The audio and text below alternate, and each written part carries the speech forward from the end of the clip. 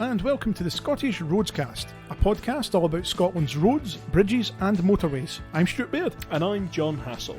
It's good to be back, Stuart. Feels like ages since we've had a podcast. It does. You're right, John. It does feel like quite a while since we sat here in front of these mics. Exactly, but today you're going to be doing a lot of the talking because it was A96 and we've done some of the M7 before. Fantastic podcast. But what are we going to be talking about today? Well, it's the one that a lot of people have been waiting for. Yes. There's been a lot of requests for this particular subject over the years, and it is Glasgow's overhead sign gantries. Those wonderful, beautiful, unique structures that you see in Glasgow. Very pretty. Yes, yeah. But you don't see anywhere else. Yeah, okay. And I think a lot of people are keen to understand why Glasgow has sign gantries that are different to everywhere else. Yeah.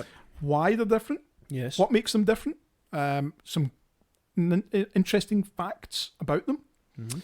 So we're going to cover a lot of things from the origins through all the changes and talk about things that are happening now and maybe even what the future holds. Absolutely. Now, I'd just like to preface this podcast. It is a bit of a controversial issue, isn't it, the Glasgow gantries? For some. For some. For some. For the average layman out there, they probably think, well, what's so wrong about them? What's so special about You're them? right. But most people, I think, like me, are rather fond of them. Rather fond of them. Yes. Right, okay, cool. But yes, there have been some comments said about how they're different or even erroneous. Yeah, some people hold the view that they are perhaps not as correct as other gantries seen elsewhere in the country. However, we are going to address that in this podcast. People are listening. This is going to be good. Yes, we will be addressing this, and we will be showing quite simply why they're wrong. Okay. Well, we all have different views, but no. Okay, Stuart. So, start off with this. Bring us up to speed. Let's summarise what we mean by a Glasgow type sign gantry first before we even talk about how it came to be, because that's important. So if you drive on the urban motorway system in Glasgow, so the M8, the M77, the M74, the M80, A737, Clydeside Expressway, Clyde Tunnel Expressway, you will have seen a Glasgow type sign gantry.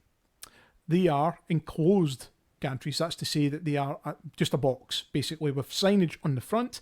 They are lit internally, so there's no uplighters, backlit. Yep. And they have signage on the top and a row typically of signal units or variable message signage on the bottom. Okay. So somebody listening to this now, let's compare then. So they put up a whole lot of new gantries in 2017 by Coatbridge and over the new parts of the M8. Those are not Glasgow gantries. Those are not Glasgow type gantries. They are space frame type gantries, and you'll see them on the M90, the M9, the parts of the M8, the M73, the M74. Yeah. The ones we are talking about are the white urban ones, the ones with nice white, narrow legs, white box with cladding front and rear, with the nice internally illuminated signage on the front. And there are now over 150 of them. I didn't know that. That's a fantastic fact. Yes. I didn't know. There are a few of them, and they've grown over the years, which we're going to cover just in a second. So I will try and explain how we've ended up with the network of gantries that we have. Not just about the signage and the sort of physical appearance of them, but also the technology behind them, the signalling system and how all that developed as well. Okay. Great. And you're going to chuck in some questions. I have a few. As we go. I have a few. Maybe as I go, maybe at the end if you don't address them. Okay. Well, that sounds fine.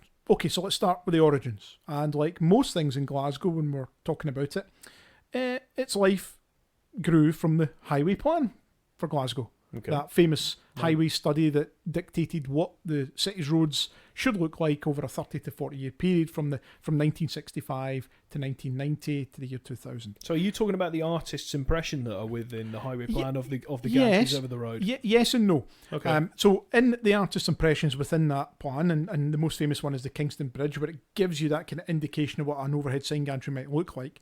But there was also mention to the fact that there should be lane control, and that modern technology then would allow for digital lane control, for roadworks. This is a 1965 document, and they're already prefacing what I don't like using the term smart motorway, but like a managed motorway was already being thought about in the 1960s. By that stage, we already had some trials underway on the M4. We had CCTV in the Clyde Tunnel, automated telephones and automated responses and things like that, and traffic loops. Technology was starting to move at that point, so it wasn't unreasonable to think. Because we always think of these things very new. A managed motorway. You're going to have this world-leading urban motorway system, which is what Glasgow aimed to have, you needed to have a new trailblazing digital signalling system to go with that. Now, there's another side to it, which is kind of digressing a wee bit from this, but I think it's worth mentioning that by 1965-66, Glasgow was already controlling several of its major traffic light junctions automatically and remotely. A system was trialled in conjunction with the Road Research Laboratory in the early 60s in Glasgow to determine what automatic control of these junctions could look like. And that was even things like giving a green phase to emergency service vehicles as they were approaching junctions. All these sorts of things were trialled in Glasgow first. And by the mid-1960s, we already had an established signal control system in the city centre. So it made sense that looking at the new urban motorways coming along, that you would adapt that and roll it out to suit the new roads as they were constructed and became available. And that's exactly what happened. Now, Scott Wilson Kirkpatrick, who we mention frequently in these podcasts, who were given the overall design of the study and the geometric alignment of the network, were asked to develop what the sign gantry should look like. That also coincided with the fact that they were working on the design of the north flank of the inner ring road, which was coming along first. Townhead Interchange, for example, coming along first. So they were already working away in design. The Kingston Bridge in the west flank followed just shortly afterwards. But Scott Wilson were crucially given the sort of the remit to design what the gantries would look like, just like they were given the remit for the masonry-clad retaining walls as well. High mast lights, all these things, they were all sort of done. Scott Wilson basically took the lead on that sort of thing. And there was a chap in the team there, Gavin Walker, his name was, a structures engineer, who came up with the idea of having a box. It's technically, from an engineering point of view, it's a veer and deal truss. Okay, a lot of people don't realise that because it's clad from the outside. You don't realise it's a truss. Google that, veer and deal truss. Okay? Never heard of that. Okay. So basically, that's a steel frame held in place by two steel supports either end, overclad with the white corrugated cladding that we all see as we drive under, and then a subframe mounted to the front of that main truss, which holds the signage and the digital communication system. Okay, simple as that. From an engineering point of view, very simple. Over the road, then it's completely enclosed, and it has these ports for the MSUs, as we call them. Now, as we also discuss frequently about the Glasgow motorway system, the aesthetic was a very important consideration, and what they wanted was some architectural input. So the gantry's colour scheme matched that other famous colour scheme we've discussed before with the barriers and the parapets and all these things. It was white, or a goose grey colour. So the gantries are that colour. They remain that colour to this day.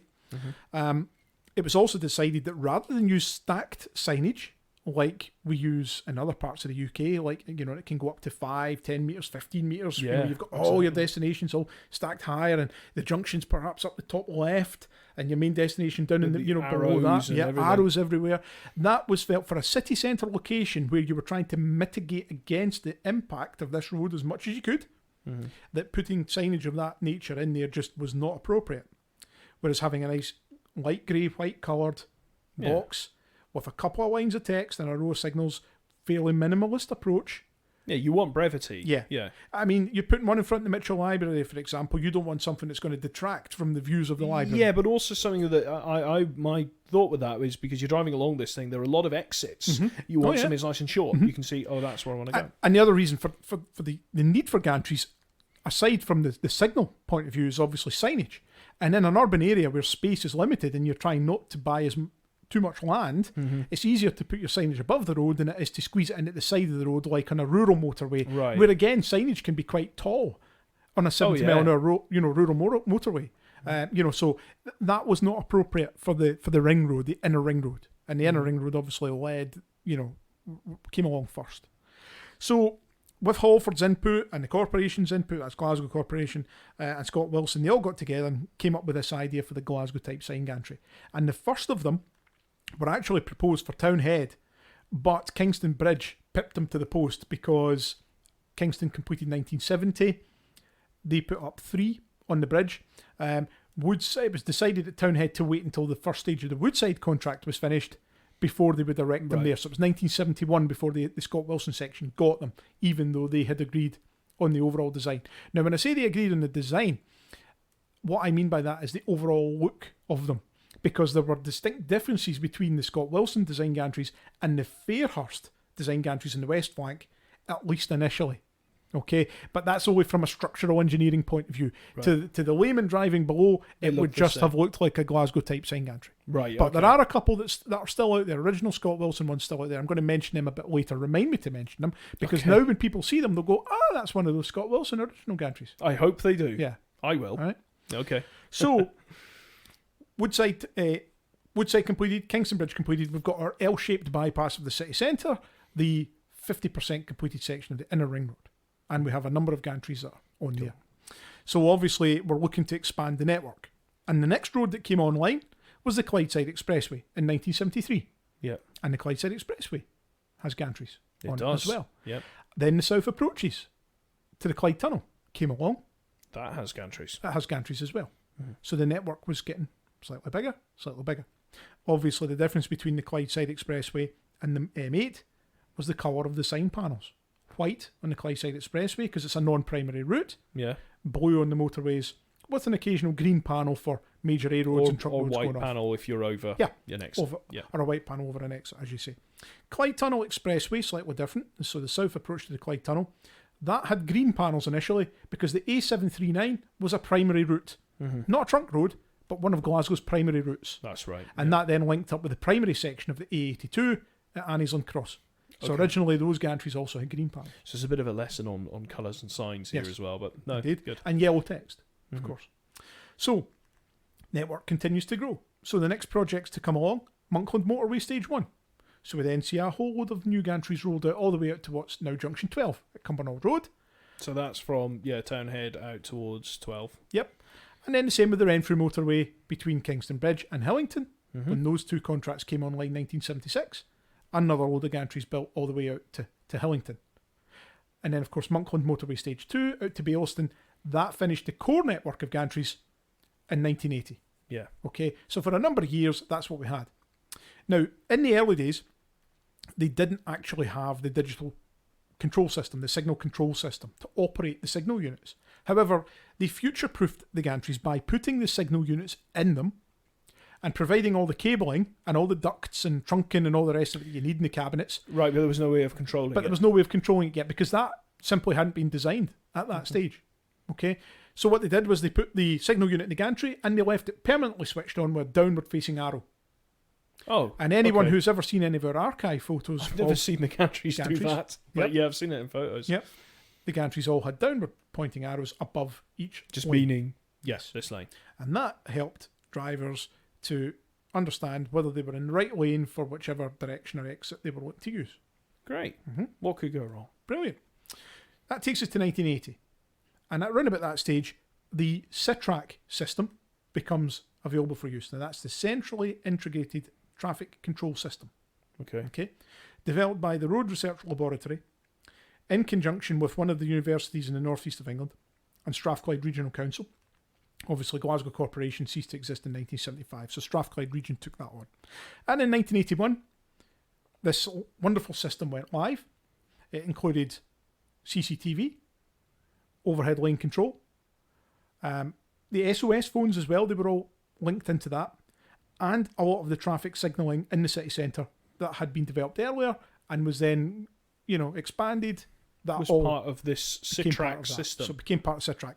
Not only was it focused on central Glasgow, eventually it spread right out through the conurbation and they were able to control traffic signals as far away as Dumbarton, Greenock, Lanark, Motherwell, Coatbridge, Cumbernauld, all these places, all at the switch of a button, push of a button in Glasgow. That's wonderful. Yes. But where was that all controlled from then? So that was a central control room? So we had two control rooms initially for CITRAC because in those days the police still had a crucial role.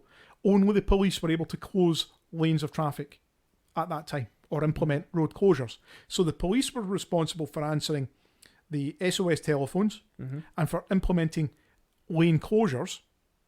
But the other control room, the Strathclyde Region Operated Control Room, they were able to put up warnings like fog, speed reductions, accident warnings, all that sort of thing, and working in close, proximity with the police at Helen Street to make sure that the correct information was going out there. So the Strathclyde region people were sort of dealing with the routine operation of the system, viewing the CCTV and whatnot, and obviously the police traffic guys had access to all this as well.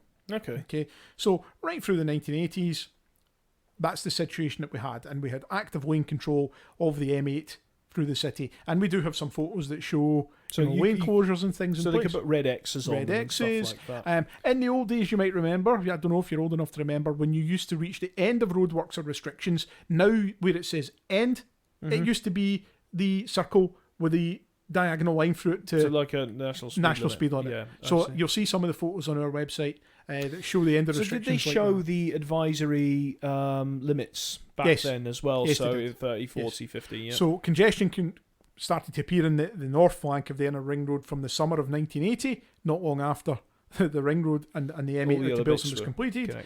So yes, there was always that aspect of having advisory speed limits to try and control traffic from the earliest days of the system. Okay, with me so far? I'm with you so far. I'm just kind of like, this sounds all very good. Yes. You got all these centrally, I'm talking about like the traffic lights and things and stuff like that as well. Wonderful. Yeah. So how did this evolve? So basically, what we have now is, as I think of this as Traffic Scotland now. Yes. Well, so there's the story to tell. So if you think of us being now in the early 80s, we had our core network of gantries and roads. Obviously, there had been a rethink through the late 70s and into the 80s about what the network was going to look like. And it was decided to shelve a number of the projects like the Maryhill Motorway and the other bits and bobs we've spoken about so many times before. Yeah.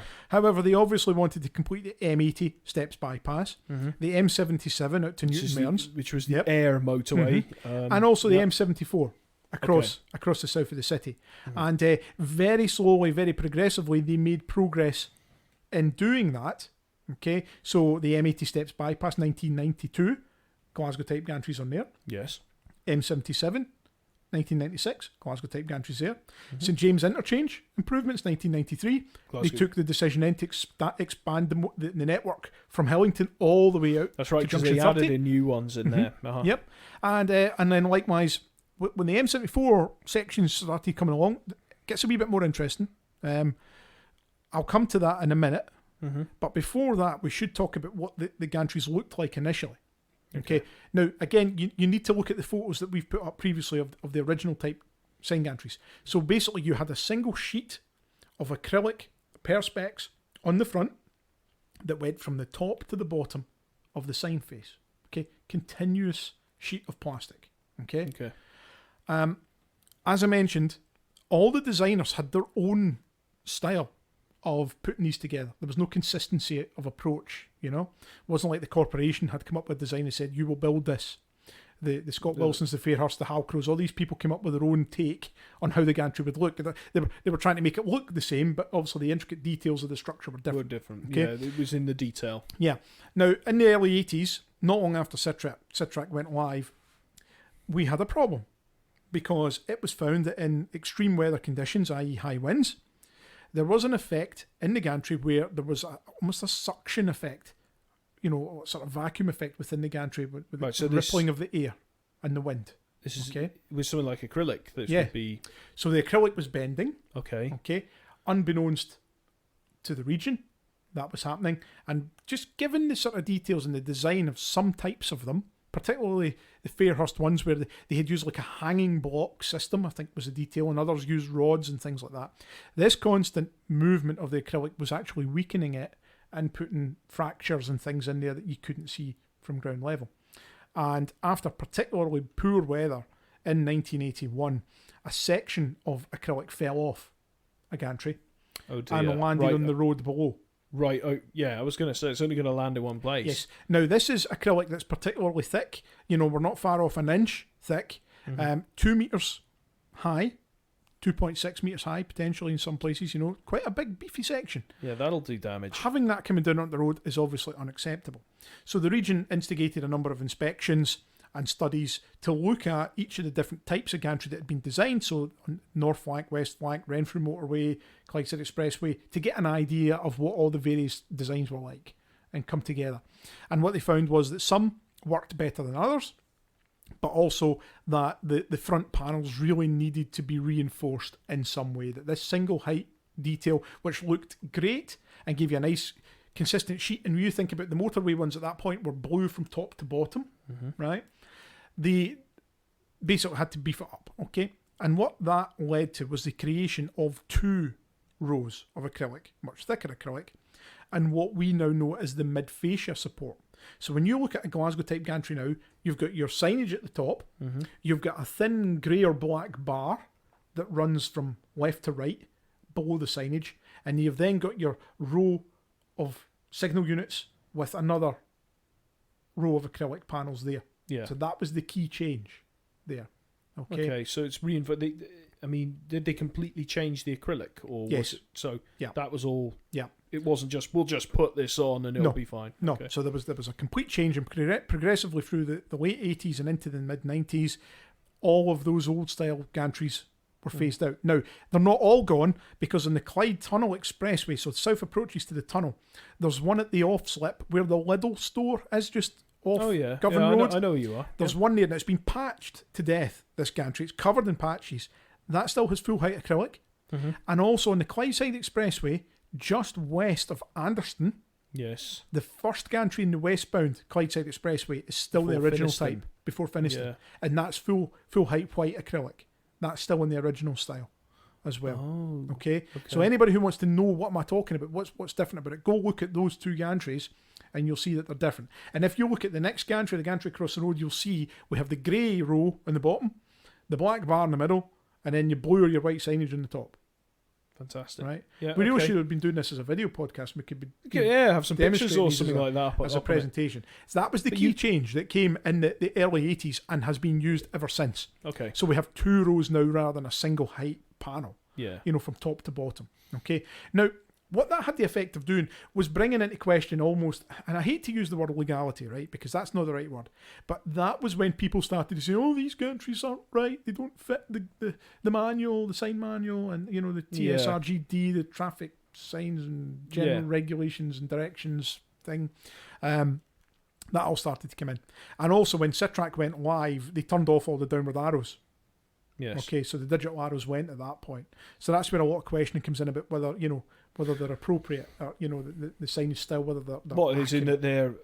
Why is that a problem though? Is it just not because it's not adhering to standard, or is it because it's confusing? Well, some say they're confusing. Some people say that if you're not a regular driver in Glasgow, that the overhead signage can be confusing. But the accident rates and the general experience of people using the motorways every day doesn't back that up. I've not really heard it from locals, put it that way. Yeah. It seems to be observations made by people who contrast them to gantries elsewhere. Taking it back to the origins, I mean, at the time these gantries were developed, there were no standards for urban sign gantries. I was just about to say this. There were no standards. So, actually, in some respects, the Glasgow gantry was designed first, ahead of a number of other ones, elsewhere. So they're no more right or wrong than anything else that's been developed over time. Yeah. And the simple concept was, when you're driving on the road, if you're below the destination above you, you will go there. So if you're on the M8 and it says Greenock above your head, you will eventually get to Greenock if you stay there. Likewise, if you are, if you're in lane 1 and you're looking to leave the motorway, this on the approach to the slip roads, half of the lane is taken up by the main destinations, so for the main carriageway, and the other half is taken up by the slip road. So if you're heading east in the M8, and you see you're approaching junction 13, right? Okay. In fact, 13 is not a good example because it's the M80 and it's very clearly shown, and you've got 2 lanes dropping off. Ignore me on so lane there drops. is a difference here. You're talking about the difference between a diverge and a lane drop. Yes. And a diverge is where 3 lanes carry on and you can go off the motorway. You can go off the motorway. So to cover the lane drops here, so that is a good example for lane drops. Like on the approaching the M80, you've got a 5-lane section. Yeah. 2 lanes go off to the M80, 3 continue in the M8. If you're in the 2 leftmost lanes, you will only have M80 signage above you. Likewise, if you're in lane 3, 4, and 5, you only have M8 signage above you. Yeah. Right. See, we're going to junction 12. Okay. Right. All right. And we're going to leave the motorway at junction 12 in the eastbound direction. After we pass Proven, okay, so we're back to 3 lanes. The leftmost lane of the gantry will be split between 2. So half of the left panel will show steps A80. Yeah. but it'll also have a part of the M8 Edinburgh Carlisle encroaching in the lane as well. Yeah. Okay, so the concept there is, if I'm in lane 1 and half that sign above me is taken up by the slip road destination, the other half is taken up by the M8, I know that I can leave the motorway from this lane or continue ahead in it. Yes, okay, it's a diverge. Yeah. Simple. And when you get to the slip road, obviously there's a separate box for the slip road. And that's where you see the different colour. Yes, it goes white. That is what proves controversial as well, because other gantries do not do that. No. You know, they just stick, if you're on a motorway, it's blue. And well, the one at Queensferry Crossing has white above the off-slip. It does, but there are always anomalies. Yes. So there you go. It's just generally when you're on a motorway, you see the blue. So. Okay. So, where are we? We've changed the panel design. Yes. We've rolled out a whole network of them. They're everywhere. And you've spoken about how the equipment's now gone live. Yep, the equipment's now live. We can control incidents, red X's, all that sort of stuff. What happens next? Okay. Well, there's a number of other things that happened as the signage developed. So initially, all the boxes had flat roofs. Now, flat roofs on anything in Glasgow, never a good idea. Rain gets in. I always thought you were going to say pubs there. Oh, God. Flat roof pub. Never flat trust. roof pubs, yeah. Okay. I never trust them. The Clyde Tunnel had a flat roof inside us originally, did it did not? Indeed, yes. Yeah, it did indeed. So the flat roofs didn't work. So through the 80s into 90s, we put sloped, pitched roofs on all the gantries. So if you look I never noticed that looking at them. Still a couple with flat roofs on the Clydeside Expressway and the Clyde Tunnel Expressway. Yeah. Poor Glasgow City Council haven't been just so quick to move forward with their upgrades, sadly. More on that later. So there are a couple of flat roofed gantries still out there. The last trunk road gantry with a flat roof was refurbished in 2013. Oh, well, I may have had some involvement in that. Right, okay. Another interesting fact that I should say, that originally, in the days before we had all this vinyl, coloured vinyls that we could use, the colours in the gantry were painted on. They were inks. It was inks that were used. Oh, yeah. Right, okay. Because I have a question. Yeah. I'm sorry if you're about to cover this, but I've seen the old photos, particularly of the gantries at night, which people should go and have a look at on the website, and you can see a bleeding effect on these. Is that because of the ink? Yes. Was it decided that these weren't very good? That's right. So basically, inks were used initially. Now, there seems to have been two styles. When you look at the video of the construction of the Kingston Bridge, you see the guys there the day before opening painting the inks onto the outside face of the acrylic. Right, okay. On the Scott Wilson ones, the ink was painted onto the inside of the acrylic, right? Don't suppose it matter too much. Same effect overall, right? They stenciled in the text, like actually stenciled it in, right? Fascinating stuff. A skill in itself, no longer needed. Where are they doing this? Are they doing this when the gantry's up and over the road? Yes, because original, again, this is something. I would do this in a factory. Something I should have mentioned. Good point. The original gantries were brought to site in sections. So they would put up the legs, then they'd put up the truss, then they would clad it on site, then they'd put up the signage, then they'd put in the electrics, then they would do all the other bits and bobs, the hatch, the roof. No way. Whereas now, because if you look at our Monkland Motorway Stage 1 photos, there's a skeletal. You'll see the skeleton frame of the gantries above the carriageway after the road is opened. To me, they should be prefabbed and bust in. Yeah. You know? By the 80s, they were coming in prefabbed. Yeah. Other than the ends and things like that. Because obviously you've got time considerations and stuff. And you don't want guys working above the road in these open frame things when there's traffic below. Just picture this, as you saying, guys actually stenciling it on. Yeah. So the ink, basically the ink had a limited shelf life, obviously. Variations in temperature, moisture, all these things led to the ink to degrade quickly. So there are some photos, as you see on the website, that show a lot of bleeding, a running effect of the ink, so that it was getting to the stage where some gantries actually couldn't be read at night because the fluorescent lighting behind was basically overpowering what was. Yeah, I was just going to ask, about lighting. Originally, how were these lit? You say backlit. Was it just kind of large, powerful lamps or fluorescence or something like that? So all the Glasgow gantries were always backlit using fluorescent lighting tubes, 5 foot long, 72 watts. So like a strip lamp? Strip light, yep. Like you get in the garage? Like you get in the garage. Yep. And there could be up to 80, 85 of them in some of the bigger gantries. Goodness. Yeah, huge numbers of fittings in there, but providing this really uniform light across the internal face. So wonderful, absolutely wonderful. Were all of them fitted with that? All of them, everyone. Right. Okay. Yeah, every single one. Which we'll talk about ones that aren't lit in a sec. Okay. Because that's a 90s thing. So yeah, that's the lighting. We spoke about the inks. Obviously, vinyls and things started to become common during the 80s, so we started to use Scotch Cal vinyl, 3M product. You get that in colours. The Glasgow gantry type blue was like a teal colour.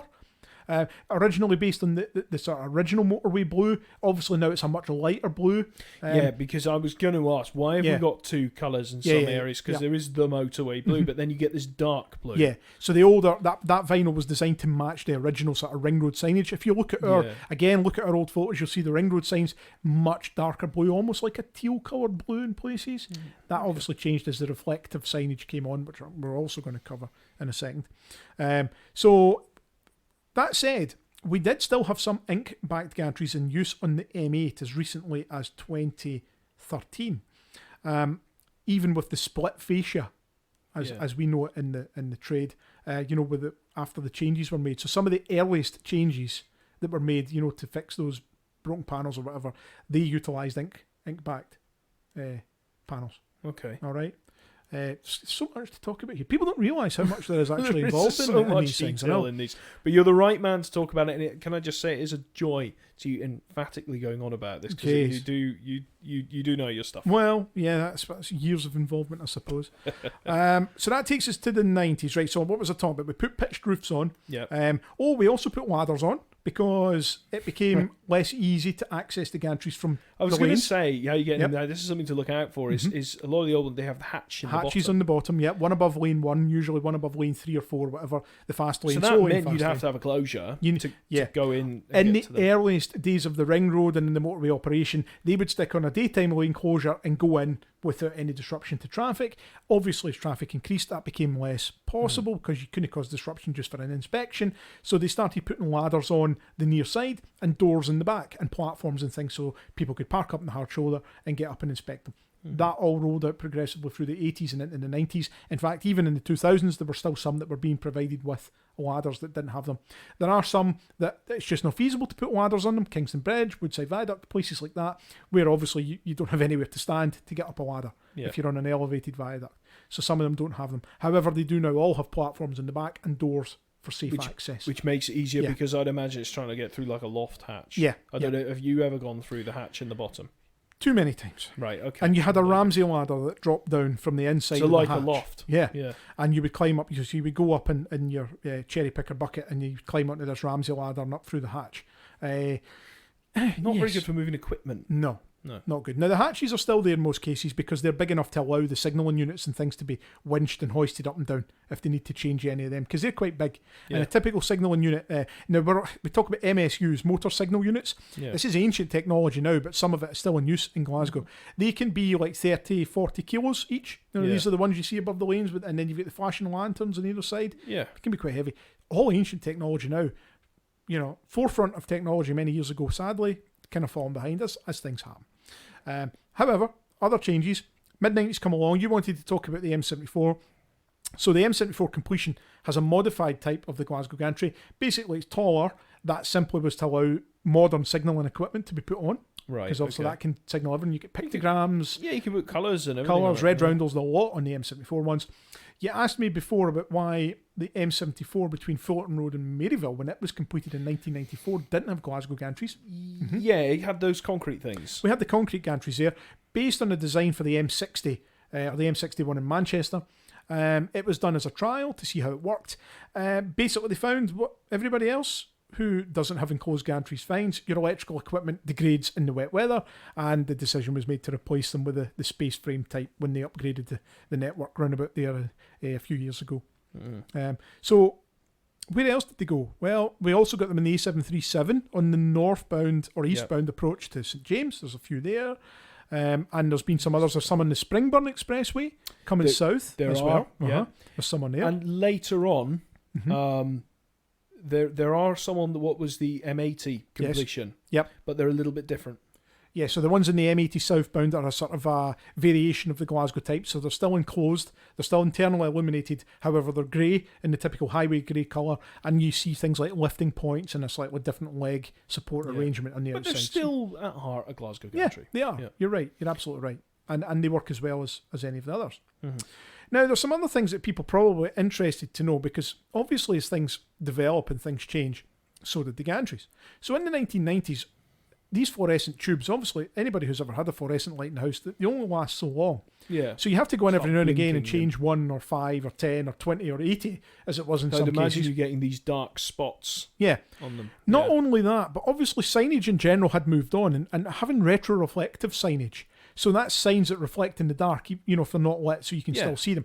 That technology had developed as well and had become very established. So in the early 90s, Strathclyde region and then Glasgow City Council started to look at what changes could be made to the Glasgow gantries to adapt them, to modernise them. Mm-hmm. And they looked at two things. So first was that whenever an old gantry went dark, you couldn't read the signage because it wasn't reflective. So they commissioned a couple of trials to see what they could do, and the diamond grade product as we know it, so that's reflective sign sheeting, again developed by 3M, who basically have a monopoly on this type of material across the world. They were brought in conjunction with a company called Signature Signs, who kind of still exist through Malachite, who acquired DeOrgan and other signage companies. They developed a system where the fluorescent light tubes were removed, and we used retroreflective sign sheeting on the front. And basically, instead of the fluorescent tubes, we had a single light tube, top and bottom, right? And 4 or 6 or 8, depending on the location, 400 watt white lamps. Okay, so big bulbs, big bright bulbs, shining light, very energy intensive, shining light along these light tubes, providing a uniform light. Was it? And that was obviously behind the fascia. Yes. But it's reflective. Yes. If you know what I mean. Indeed. So it seems a bit strange to backlight and have reflective. That's right. Now that system was referred to as the remote light source system because the lighting was remote to the sign. It was at the edges. The theory being you had 4 lamps instead of 80 odd.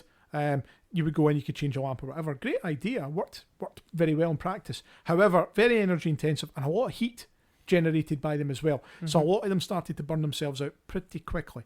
Now, the first one that was changed was across the road from the Mitchell Library. If you're heading westbound on the M8, and there's a gantry in the Charing Cross Canyon just approach to Anderston, that was the first gantry that was changed to that particular system. And the one across the road on the eastbound side in front of the Mitchell Library, that was also an early one that was done as well.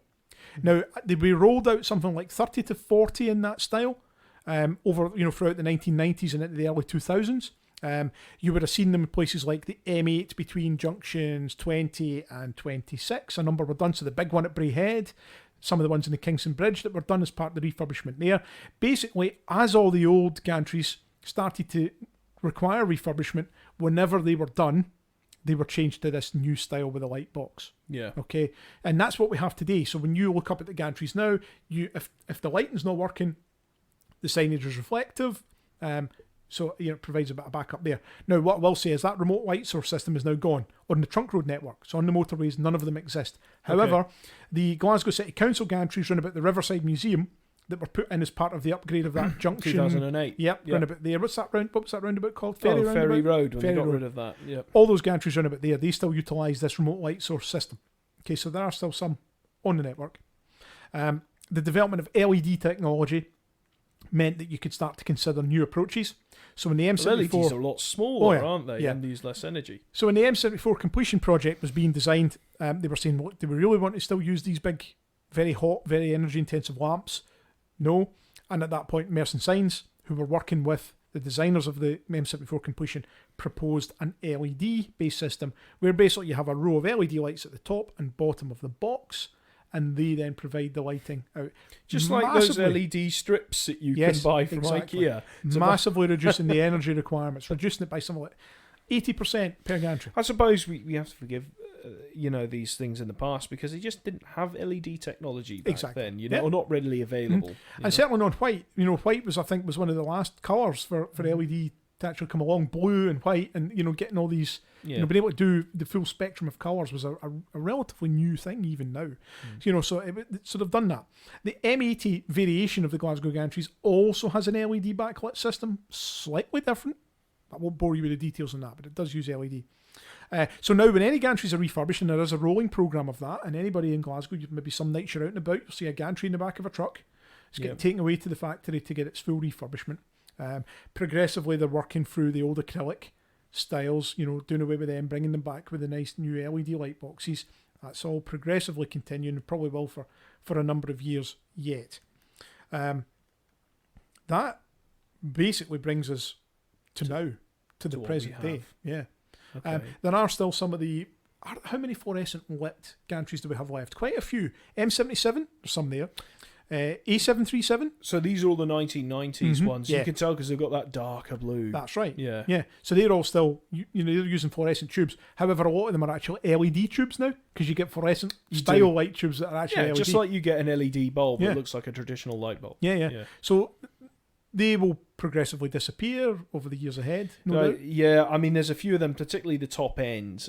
When you're at Dunbrec, you know, there's a few that have loads of destinations on them. So I'm looking forward to seeing what the new designs are for these. Now there are some anomalies, because in the mid 1990s, when they were trialing this remote light source system, they also looked at just using reflective diamond grade system, in the sense that there was no backlighting at all. Yeah. Okay, so there are a number of gantries being out there. a backup system, it'll be there are probably around 10-ish gantries that actually don't light up at all, signage-wise. One in the Kingston Bridge, westbound. It's the one before the West Street off-ramp. Oh, next to the co-op building. Yeah, the one before that, the one on the middle of the bridge. Right, okay. That's a reflective sign. The Junction 16 westbound off-slip, that's a reflective sign. Where else? Testing my own memories now. Between Clyde Tunnel and Bray Head, there's one heading eastbound in there. I think the one on the Kingston Bridge, they probably want a backlight, but then it's a trial. So basically, the trial was done, and it was initially decided that 1 in 3, because every junction has 3 gantries. Did we know that? Should we mention that? Probably, that is part of the signalling system. Each junction has a minimum of 3 gantries in the approach.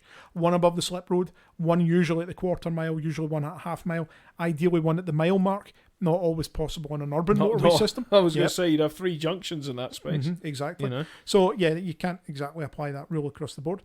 And they agreed for a while that 1 in 3 could be dark, but they've since changed that policy, and now all gantries, as is the UK requirement, that any sign gantry in a lit area or a lit section of road must be lit so that it can be seen, because reflective signage doesn't always work well for truck drivers, because their lights are at a funny angle and in poor weather. I was just going to say about this, but I mean, there's loads of them. You gave us a wonderful figure of how many of these gantries are there across? In total? Yeah. Over 150. Okay. Well, there was an exotic type of gantry, wasn't there? Junction 25 Cardonald, there was what was called the butterfly. Oh, the butterfly. Yeah, and there were more than that originally.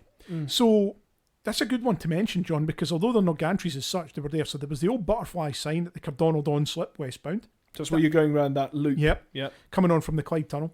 That had the Glasgow gantry type signage on it. And MSUs. And the MSU signal units, now replaced by the big MS4 boards at the start of the slip road.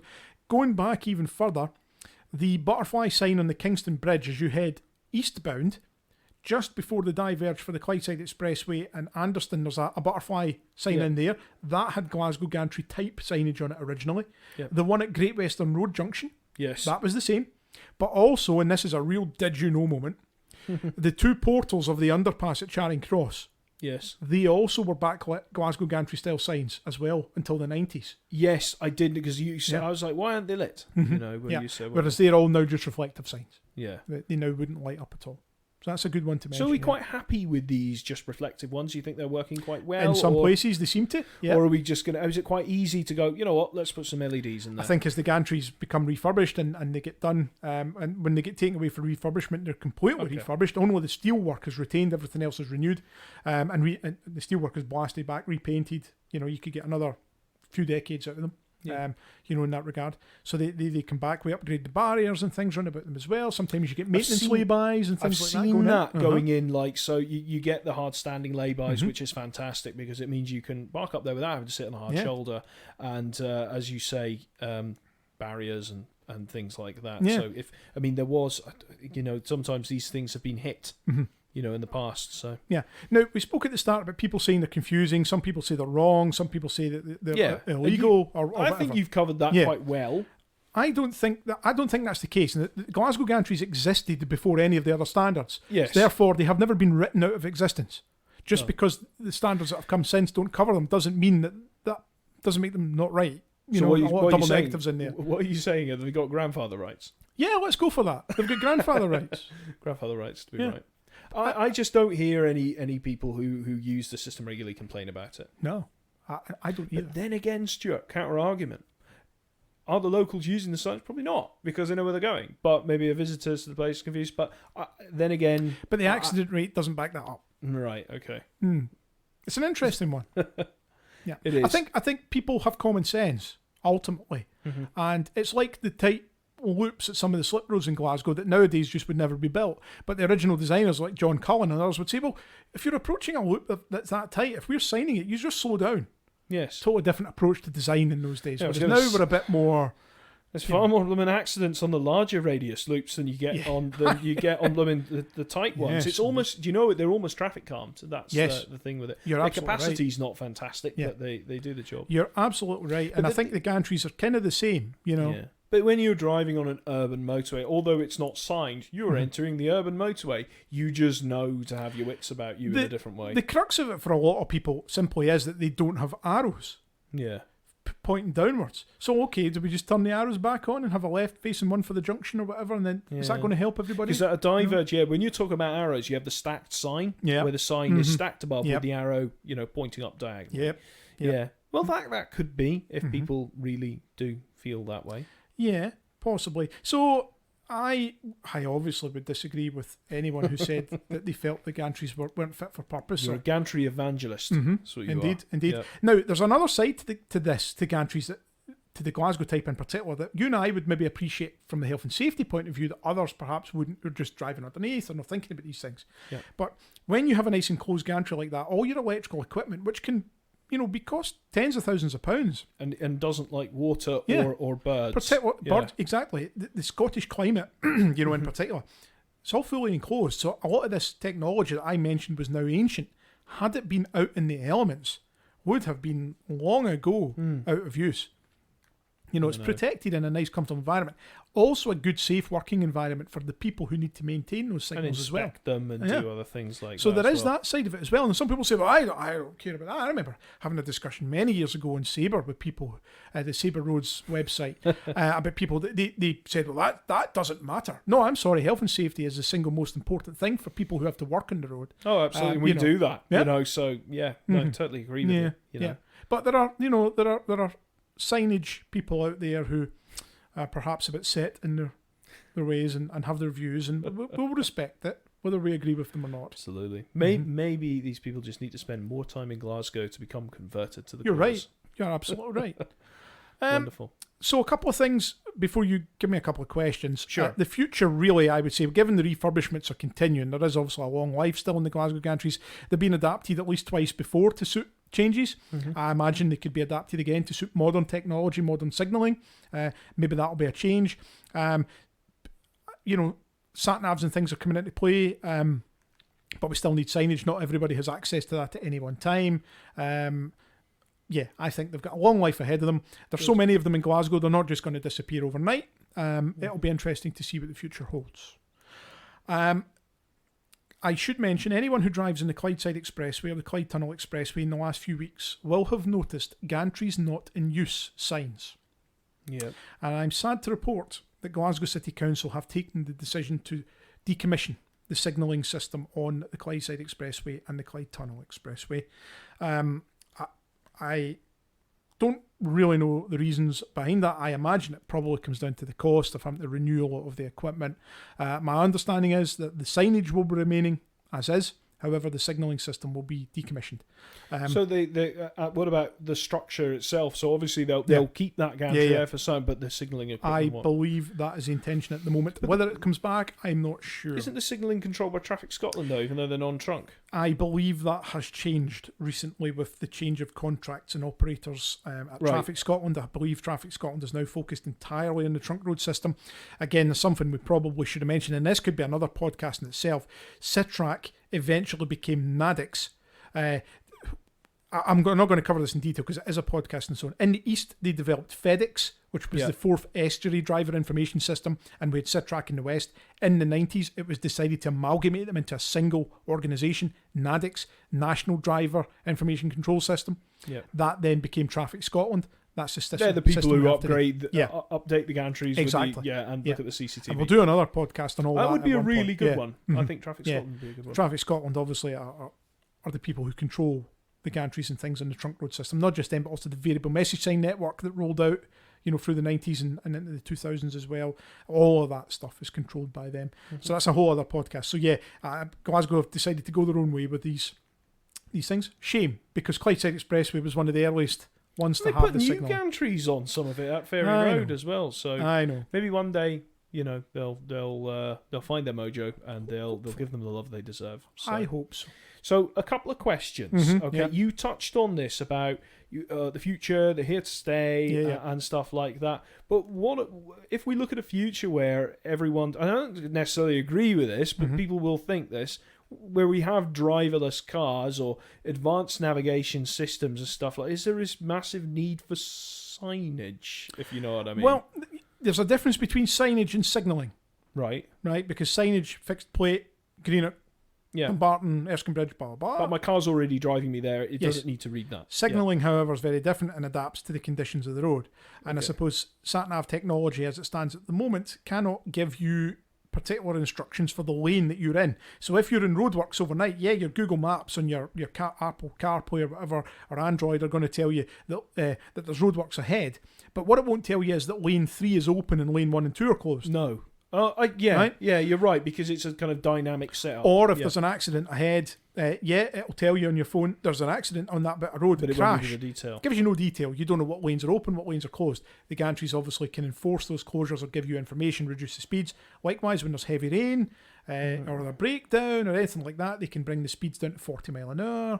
In some places, obviously, like in the M74, they can enforce that with the red roundels and things as well. An interesting point from this is if we did have, autonomous vehicles could probably read these gantries, because, my car can pick up road signs and stuff. So, I think simply the technology at the moment is not advanced enough that you wouldn't need the signalling system. Yeah. Signage, you possibly could say, we don't need that anymore because the sat-navs are so, built into everything now that if you're just going to Greenock, the sat-nav will take you to Greenock. You don't need every third sign or every sign to tell you Greenock's this way, Greenock's this way, Greenock's this way. You know it is. Yeah. So that maybe there's an argument for the signage not being required, but the signalling probably still has a very important role to play. Okay. Final question. Do you think there's anywhere at the moment that doesn't have Glasgow gantries that could probably benefit from having them? Oh, that's an interesting question. Well, anywhere where you have an urban motorway system. Now, see, when you think about it, the Glasgow gantries actually have a bit of a resemblance to some you see in America, particularly in California, right? Where it's like a box system or it's just a single row. Single strip, yeah. Just for the record, I really don't like the gantries in America. Okay. Fair enough. So just their signage in America, they're not that nice. No, but it's just a slight resemblance. And also the Blackwall Tunnel in London had signage that was similar. Quite similar.